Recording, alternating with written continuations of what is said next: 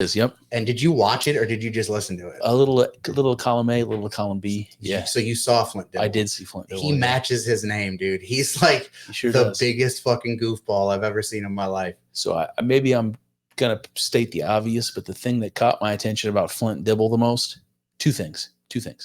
Firstly, he was wearing a ridiculous hat, looked like one of those mushroom hats. But he's a professor, right? So he's wearing a suit with a vest, and he's got this hat on.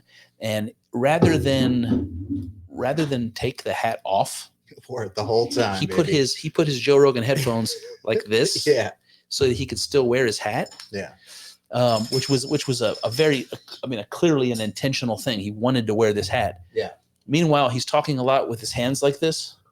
With his long ass sleeves popping out. His sleeves, his dress shirt was at least one size too big. Yeah. And the sleeves were like longer than his suit coat by a lot. Mm-hmm. And it was like, who dressed this guy, man? I think he dressed himself. Yeah, I'm sure he did. And I hate to be critical of him for that. With the coming with the ad homs. Yes. Yes. I did it too. The dude looks goofy. You know? And he makes it hard to take him seriously on some level. Yes. I think maybe what part of the hat thing is about is Indiana Jones was an archaeologist. Yeah, could be that. And I think in the first episode that Rogan did with Graham Hancock, he had Duncan Trussell on and Graham Hancock. This was a long time ago. And I think either Duncan Trussell or Joe said, you're like the actual Indiana Jones, like you're real life Indiana Jones. Yeah.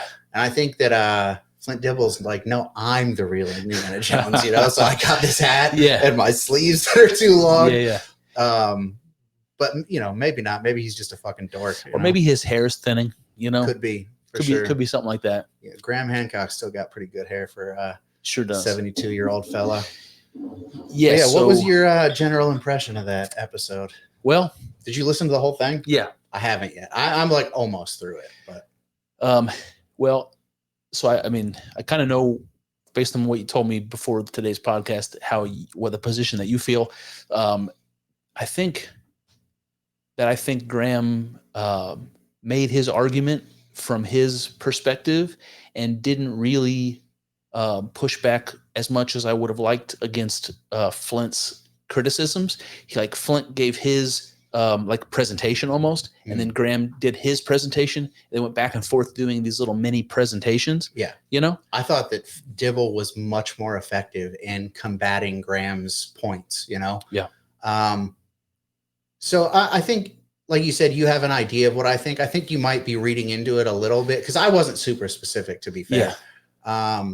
What I said was that I was watching it and that I didn't think it was going that well for Graham. Mm-hmm. And that's as specific as I was. So I don't think that Graham Hancock is like some quack, Right. I think that he has interesting ideas that are worth considering for sure. But I will say that even before, I thought it was interesting that episode came out because I've been kind of questioning the whole Graham Hancock thing for a little bit now, just because I'm in this process of questioning everything that I had formerly believed. How postmodern of you, Kyle. Yeah, I know, man. Yeah. The ruthless criticism of all that exists. Yeah. But so I don't think that Graham Hancock was effective in a lot of ways, and kind of in a debate sense, he just wasn't an effective debater. He could have been much better. Yeah. And maybe made better points. But I do think that even aside from just being better at debating, Dibble made some good points. He did. He combated. So, one of Graham Hancock's things is none of these archaeologists are willing to talk to me, And the moment one of them does, he falls on his face, Yeah. So it's why haven't more archaeologists, if Flint Dibble can come on and kind of dismantle Graham Hancock in a debate. Yeah. Why have not more of them done that? And I think a lot of it boils down to this liberal progressive idea of don't give them the time of day, Yeah, absolutely. And there's a lot of people that I like a lot who are very anti-debate. And I understand where they're coming from to a certain extent. I just enjoy debate, so I don't think debate is gay. But this episode, like, kind of, it's like I see that I can't help but see the value in debate in this, you know? Yeah. So yeah, I mean, we can get into like the actual points. I've got some notes on it. Well, I can tell you, we definitely look at your notes. I want to tell you the thing that if I steel man you here, the thing that I noticed that I thought was the most compelling pushback against what Graham was saying was when he, like, towards the middle of that podcast, Graham got onto a thing about the Great Pyramids, and we're like, oh, here we go. And Graham's talking about how the length of the base and the length from the base to the top, if you multiply it by the same number, you get a really close approximation of the circumference of the Earth around the equator, or the circumference of the Earth from the poles, or something like that. And that's one of those interesting, how did the ancients know that information well enough to be able to model this building off the dimensions of the Earth? That's completely unexplainable. And then Flint says, I can't remember exactly what he says, but he comes in and says, did you know if you take this example or this example or this example, and you multiply it by, the similar numbers or whatever it was, that they're even closer approximations to the, like, 99.99% right, of the circumference, the equatorial circumference of the Earth. And when he did that, it reminded me of when I was a kid and I saw the Bible code stuff for the first time, and the top of my head blew off of my skull. I was like, secret messages in the Bible that you can decode with computers. Oh my God. That must mean there was some planning involved, and these books were written over, vast stretches of time by different people. And somehow these codes managed to I was completely amazed by it. And then I'm watching a History Channel documentary, and they're like, yeah, you can do that with Shakespeare. It's like any book long enough. You take Pride and Prejudice and you put it through the same software that comes up with the Bible code, you get even better shit. It's like, and that was the kind of thing that I felt when Dibble brought up the fact that other buildings are better approximations or whatever, and there's clearly no connection. And that was such an important piece of evidence for Graham's theory about the ancient people's knowledge of astronomy and their ability to build buildings so closely reflective of them. And I thought that was a pretty good counterpunch by Mr. Flint, big long sleeves Dibble. Yeah, that's kind of an example. I feel like there were a lot of examples where Graham Hancock would say something and Flint would say, yeah, but, and it just kind of like took all the wind out of Graham's sails, you know? So one of the first things is Graham Hancock is talking about there's so much of, the continental shelf and the landmass that we have not done archaeological digs on. Yeah. And if you don't think about it at all, which apparently I never did, you're like, yeah, why haven't we dug up everything? It reminds me of when I was a kid. I have this like memory that sticks out of my mind very much, where I was talking with my mom about the Loch Ness Monster. Mm-hmm. And I was like, why don't they just take all the water out of Loch Ness and find it, Yeah. And like, I feel like that's kind of where Graham Hancock is coming. It's like, well, why don't we just dig up everything, And Flint Dibble's response to that is, we've dug up a lot. We've done a lot of digging. And in all of the digging we've done, we haven't found anything that supports your theory, So, and it's not like we're just picking random sites. We have, he played some woman who's like talking about how the places they pick to dig are like, informed decisions. It's not like just picking random places. And so that's part of like the academic version of it. And then there's if we're doing any building, we have to, a lot of stuff that's been discovered is because people want to build some kind of like housing development. Right. And, you have to look, take a look. Mm-hmm. And I don't think that Graham Hancock really had a good comeback for that. Well, yes. But what he did say is he said, look, in the modern day, we live amongst hunter-gatherers. So there's people all over the world who live like that. And if somebody was looking back at 2024, they could easily find people living like we do, but also people living like hunter-gatherers. Yeah. So if we find hunter-gatherer remains from prehistory, we should expect to see that. That was his defense. Yeah, but the hole in that is that 2,000, 3,000 years from now, when we look back, we might be able to find evidence of hunter-gatherers still. We probably will. But there's also going to be a fuck ton of evidence from us. True. And there's none of that for Grams, you know? Do you think when Graham said, and I realize that his argument really amounts to when he says we've only surveyed 5% of the submerged, what's it called, the shelf? What the continental shelf. We've only we've only seen a small portion of that scientifically. His argument is, well, there's a lot of it's like the Bigfoot argument. It's like the Pacific Northwest has got lots of deep woods. Nobody can possibly explore it. Sure, there could be Bigfoot there. It's like, we can't rule it out. That was the argument he was making. He's like, look, there's 95% of the shelf we haven't had eyes on. Anything could be there. I don't think that's a super strong argument, but it's not nothing. No, that's a real. I don't even think that Flint Dibble would say that it's nothing. Like, we'll get to some disagreements that I had with Flint, but the disagreements that I had with Flint, I kind of wasn't really happy with Graham on either. But I do feel like Flint was being fairly, like, polite and like open-minded and like not being like, Graham, you're a fucking maniac, Yeah. And I don't know. Again, I just don't think that Graham was super convincing on that kind of stuff. Yeah.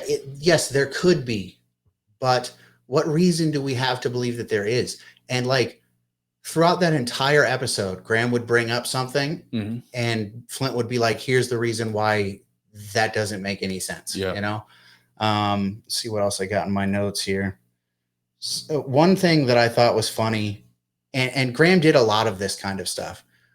Flint Dibble said, looking at ice core samples, depending on how deep the ice core is, that's like the moment in time that it's at. And he says that in these eras where you're saying there should be evidence of this great civilization, there's no like lead in the ice cores, so that demonstrates that there was no like large scale metallurgy, and Graham Hancock's retort to that was, yes, well, maybe they decided as a group that they weren't going to use metal. It's like, what the fuck what are you talking? I mean, well, yeah, I mean, that is kind of a silly response, but I think when you look at the megalithic structures that Graham talks about, it's all stone. Yeah, exactly.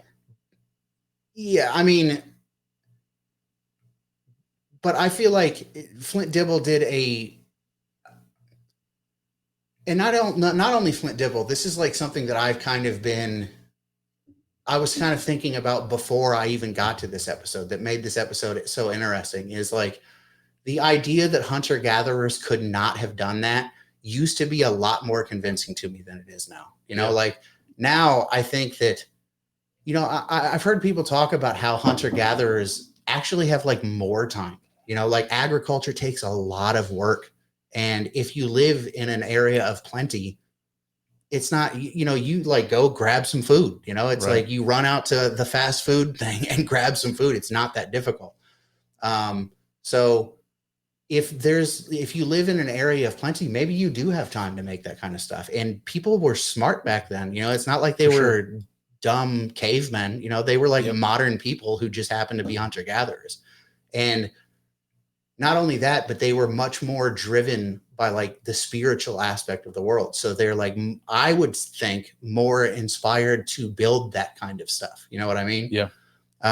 So that's just another area where it's like, I just don't really think that Graham Hancock's case, it's interesting, but it's not that strong. It's not like based on anything, Didn't Flint Dibble try to push back on the younger dry's impact thing? Yeah. I believe people don't. Yeah. Graham's like, I don't know. I don't remember how much he defended that, but he's like, I mean, his retort to that was, yeah, but a lot of people do. And it's, I mean, So that's like one of the areas where I differ from both of them. Excuse me. Like Flint Dibble represents, like, so, the scientific establishment, we'll say, and Graham Hancock kind of represents this like fringe movement, but at the base of everything for Graham Hancock, he is still saying the science is valuable. We just need to do more science, Yeah. And every time he would say something like that, Flint Dibble would be like, yes, but we have done a bunch of science and there's still no reason to believe what you're saying, So I just like, it wasn't super convincing to me at all. Yeah. At one point they were talking about all the shipwrecks, that there's tons of like ancient shipwrecks. Yep. And in all of those, there's like really nothing to support anything that Graham says. And he's like, well, we just need to find more of them. It's like, how much more of it do we need to find, Graham? Yeah. Well, I mean, Graham kept saying things like the Sahara is very big, the Amazon's very big, and we haven't researched them enough to see what's there. That any of that could be history changing stuff. He never once mentioned Antarctica, which I thought was interesting. Well, he did mention Peri Reyes, the map, which shows Antarctica, but he never talked about Antarctica. But that's another thing. It's not only is it the Sahara and the Amazon, it's Antarctica. And I think, I don't know, man, I kind of hope that when the ice melts, we're going to find some shit in Antarctica. Global warming is going to uncover some shit for us. Yeah, man. Burn that coal, baby. Let's go. Yeah. What else did you write down on? So I thought another thing that was interesting was the Yonaguni. They were talking about that, and they were comparing it to Sacsayhuaman. Sexy woman. Yep. Yeah, exactly. And Flint Dibble was saying, Graham Hancock was like, look at all the right angles. Look at all of this. It's clearly man-made. And Flint Dibble's like, maybe, but I don't see any like hardcore reason to believe that. And then Graham Hancock's we'll compare it to Sacsayhuaman. And they pull up pictures, and Sacsayhuaman is like very obviously created by people, and there's no dispute about that. Obviously it was, and then they compare it to Yonaguni, and it's like, yeah, there are right angles, but it's like, it doesn't look like any architecture that humans built ever. It's like, there are right angles, but it's like nonsensical. It doesn't make a whole lot of sense. There's not like, it's not laid out in any kind of like reasonable way. Whereas Sacsayhuaman it's like, again, like I said, nobody disputes that was built by people. It's funny because I remember that image of the comparison between Sacsayhuaman and Yonaguni, and I'm pretty sure it was like an inclined plane with steps built into it. And I remember thinking, yeah, that looks just like it. And you just said, it looks nothing like it. Well, no, I don't think that it looks nothing like it. I think that, like I said, there are right angles. There is like a tiered step kind of thing. But there's obvious evidence that Sacsayhuaman is built by human beings. Right, sure. And Yonaguni, like, the best that you can say is that it could be designed by people. Yeah. Or you could say that nature does weird shit, like, I mean, you've got this Mandelbrot set over here. Yeah. I mean, I would say that is design, Yeah. But not human design. Fingerprint of God, Kyle. That's what they call that. Yeah. That's funny because that's the name of Graham's book. That's true. That's true. That's true. So yeah. Keep going. What else you got? I got one other thing I want to talk about, but I want to get through your list. I mean, see if it doesn't come up. Quite a bit here more. Oh, okay. All right. So if you want to go in. Well, the only thing that I wanted to bring up was the interesting moment after the introductions were done, when Graham gets Dibble on when he makes him face the music about ridiculing Graham in the press and calling him a racist, a white supremacist. Oh, I've got that on. Oh, okay. All right. I'll hold off. No. We can get there. Well, first of all, I thought it was awesome. I really enjoyed the fact that he was put on the spot about it. He was forced to face the man 4 feet away that he tried to throw under the bus and ruin his Netflix special and ruin his reputation in a way that wasn't even necessary. Like what he did on the Rogan Experience, dismantling his arguments, that's totally legit. Yeah. Calling him a white supremacist is fucking make-believe fantasy. Yeah. And he was forced to look Graham in the eye, and Graham didn't let him off the hook. And he tried to wiggle out of that, and Joe wouldn't let him. Joe was like, you did say that. You remember that? Yeah. I fucking loved that. Yeah, so that is one of those areas where, earlier I said that there were areas where I didn't really agree with Flint, but I really wasn't happy with Graham's. That's what like you meant? Yeah. So what did you think Graham was being like whiny about it? I think that the best strategy for when people call you a racist today is be like, yeah, and what? So what? Who cares? What the fuck is your point? Like you're making a face like who fuck you. I'm like just imagining saying the that Asha logo stuff that we were talking about. Go fuck yourself, dude. Like you want to call me a racist? Yeah. I think that like my race. Yeah, I'm proud. I'm proud of the people that I came from. I don't have any fucking problem with that. So like, I feel like Graham was just being like a liberal. And Graham is a liberal. Like at the end of the day, Graham's a fucking liberal. So like that, I feel like Graham could have just like, fuck you, dude, but Graham's like, you call me a racist, he's like all indignant about it. It's like, who fucking cares? I just like, don't buy in, like, call me a racist. That's fine. Yeah. I do not care at all. Yeah. I mean, if Graham's feelings were hurt, it'd be one thing, but he was defending his work and the money that he was making on his life's work that this guy tried to undermine on some nonsense. And the example that came up was the Olmec faces. Mm-hmm. And that was pretty funny. That was a pretty funny moment too, because he said Flint Dibble was making the argument that Graham was suggesting that that all of these monolithic sites and ancient accomplishments that people all over the world had done, monument-wise mostly, that stuff wasn't attributable to the people who lived there. Mm. It was attributable to some more ancient, past forgotten civilization. And or Flint, some intrepid white people. Right. But that was the leap that Flint made that Graham never made, where Flint said, that presupposes that the people who were there beforehand were dumb, were white. Oh, okay. I see. And capable, somebody capable of doing this, and implied that that's what Graham was suggesting. And it's like, I mean, it couldn't be further from the truth. It's completely concocted and twisted to be able to use that particular insult against him. And he brings up the Olmec skulls or the Olmec faces. Yeah. And Graham's like, what I suggested was that the Olmec faces look African. Yeah. Not white. Yeah. African. And Flint Dibble was tripping over. He was dibbling over himself there a little bit. Yeah, he sure was, man. Yeah. Tripped over his sleeves, I think. That was one of the more, that racist thing was one of the more like kind of cringe, but also interesting parts of the whole thing. I will say, when it got brought up, Flint Dibble said, I never called you racist. I said that you were citing things that I believe are racist. And I will say that I think that in this debate, Flint Dibble seemed good faith enough to where I was like, okay, maybe that is what you meant.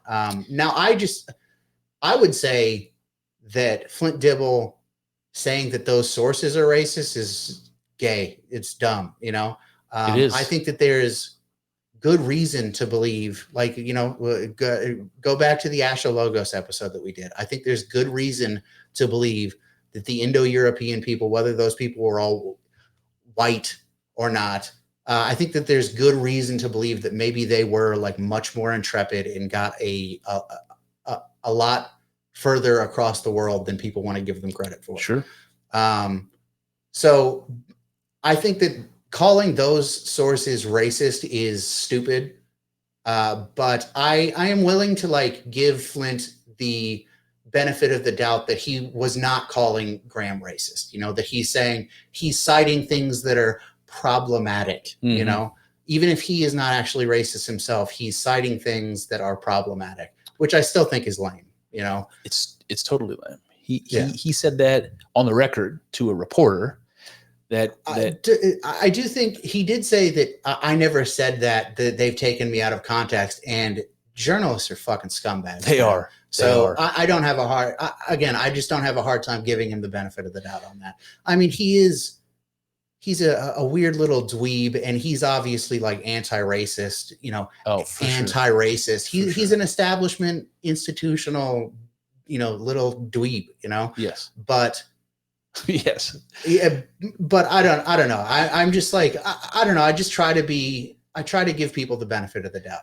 I think, and I just think that Flint Dibble, when he's around other liberal academics, feels completely comfortable saying that.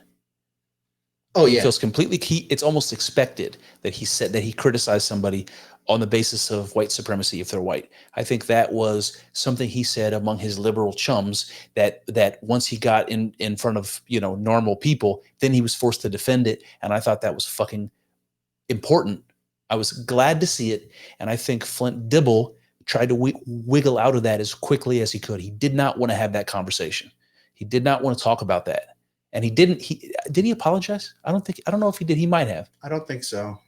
I don't think he felt like, to be fair, I don't think he felt like he had anything to apologize for. Well, I think he does. Well, yeah, that's fine. I mean, but I don't think that he thinks he does. Yeah. In his mind, being racist is bad. Yeah. And the sources that Graham cites are racist. Like, I don't think that what I'm saying and how Flint Dibble feels are contradictory in any way. It's like, he thinks being racist is bad. He thinks those sources are racist, but he didn't necessarily say that Graham is racist, because one thing I will say about Graham is he doesn't come off as racist at all, you know? And like, I know that like people like Flint Dibble tend to be kind of ideologically possessed. But I just didn't really get that impression from him too much. Like when he said, I don't think you're racist and I've never called you racist. I just like didn't strike me as ingenuine, Yeah, no, I agree. Can I have that last beer, Kyle? Yeah, of over course. There? Thank you, sir. Something else I was going to say. I'm losing it. Flint Dibble, dweeb with the sleeve. Dweeb with the sleeves. Yeah, it'll come to me. So Graham Hancock said a few things that came off as very shit-lib, like progressive retard. Yep. So at one point they were talking about the pyramids, and they were talking about Robert Schoch, the geologist who said that the markings on it are erosion. Yep. Water erosion specifically. And, Graham Hancock's like, Robert Schoch says this, and then Flint Dibble says, yeah, but a bunch of people say that it's not. And Graham Hancock says, yeah, but a bunch of people say that it is. And but then Graham Hancock says, but I don't really care how many it is. What I care about is that Robert Schoch spoke his truth. Yeah, I remember that. Like, yeah, come on, man. Like, just like at one point he's saying, it was about the Younger Dryas thing. He's like, just because you say that it's not true, just because you say that it's a refutation doesn't mean that it is a refutation. Well, just because a bunch of scientists say that it is doesn't mean that it is. Like you're falling into the same trap that you're laying for Flint Dibble. It's like both of you have a corpus of scientists who say that it is and that it isn't. And it's, for a person like me, it's easier. I'm like in a better position because I like value science to a certain extent, but they both value science much more than I do. I would say that Flint probably more than Graham, but I pointed this out earlier. At the base of everything, Graham is still like science, he like still wants the science to be done. Yeah. So he's like scientifically minded as well, Absolutely. Hold on. Before you move on to the next one, I remembered what I wanted to say. We were talking about Flint Dibble criticizing sources for being racist. And I wanted to talk about like racist science for a second. Mm-hmm. So you know how like in the old days, I don't know when this would have been, like the 1800s, I'm guessing, 1800s, they were studies characteristics, like measurements of skulls, you know, like even the Hitler scientists were like measuring skulls and the shapes of skulls, and they were trying to show how there's patterns in different ethnic groups, racial groups, where their skulls are different shapes or whatever, and they were using that science because they were racist, I suppose you could say, but you know, in that day and age, we would consider every human being in the West back in the 40s racist, according to today's standards. So whether they were racist then, I don't know, but they're racist now. The point is, they identified differences that could help them tell whether a skull belonged to a person of a particular ethnic or racial group. And they used that science to say that white people were superior to others, which, you know, you can question that all you want. But the truth is, the science, that the data that they came up with is legitimate. There are differences in the morphology of skulls. That's real science that came from the racists. Yeah. And the same thing with like a modern IQ study. Yeah. It's all considered racist now. But the truth is, there are statistical differences in IQ among people. That's real science. Yeah, to go back to the skulls thing, if Flint Dibble is out at a site and he digs up a skull, there are people who are going to come in and they're going to measure the skull and look at the skull, and they're going to be like, this person was of this area, this ethnicity. And it's like pretty solid science. You know, as much as I value science at this point, it seems like pretty solid science. They're going to use words like Caucasoid. This has got a Caucasoid skull shape. Yeah. Oh, yeah, man. So I guess the whole point of that is to say the fact that we would disregard a scientist on the basis of them being racist and all of their work, right? It undermines all of their work. That's a mistake, right? Like, people could be racist or not, but the science and the data is not racist, right? It's like, it's a matter of interpretation. And to write off somebody for being racist entirely, to me, is equivalent to what we're seeing with the Zoomers pulling down statues of Thomas Jefferson. You're pulling down statues of Thomas Jefferson because wholesale, you can't take anything he says seriously because he's a racist. What? Are you fucking kidding me? Yeah.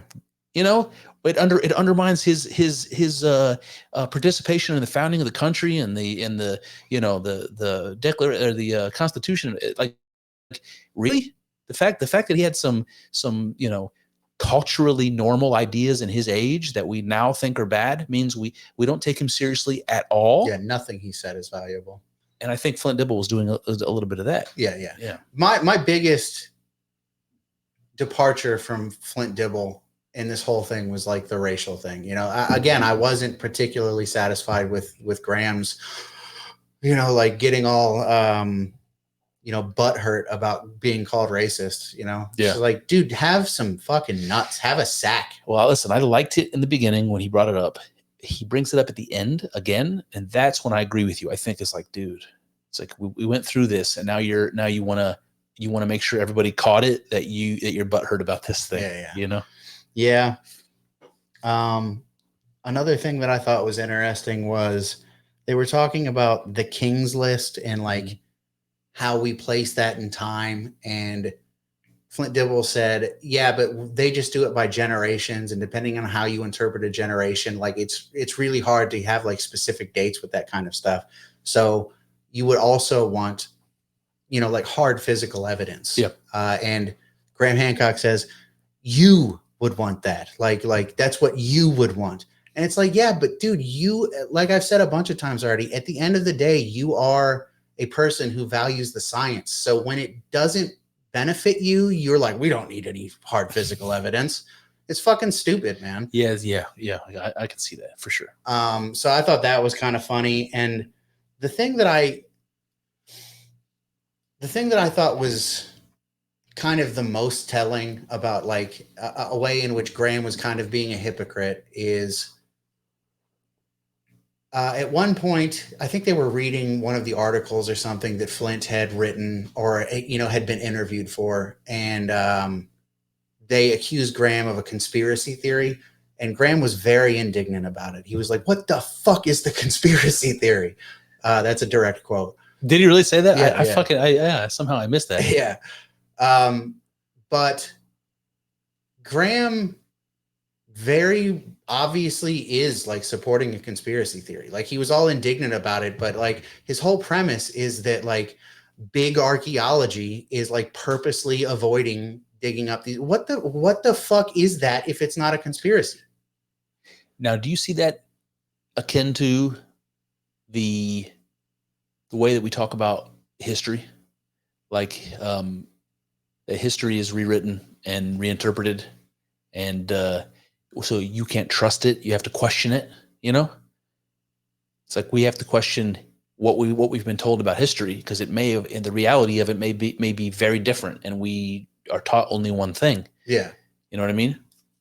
Yeah, I mean, I think I know what you mean, but like